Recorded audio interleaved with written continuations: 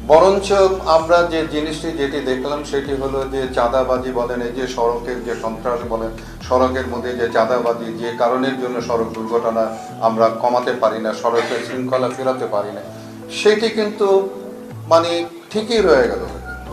শুধু হাত বদল হয়েছে, হাত বদল হয়েছে, সমস্ত কিছু হয়েছে। পাশাপাশি যে জিনিসগুলো মানে হয়েছে আর কি, সেটি হলো যে এই সরকার মানুষের যে দ্রব্যমূল্যের যে বিষয়গুলো সেগুলো কিন্তু নিয়ন্ত্রণ করতে পারি নাই।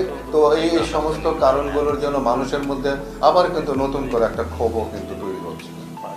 তো এই যে এই বিষয়গুলোর মধ্যে দিয়ে মানুষের চাওয়া যে জিনিসটা, সেই চাওয়াটা হলো যে তারা অন্তত মানে দুর্নীতিমুক্ত একটা রাষ্ট্র, একটা সমাজ, একটা মানে যেটি চাচ্ছে মানুষ, সেটি কিন্তু সেই জায়গায় কিন্তু তারা কিন্তু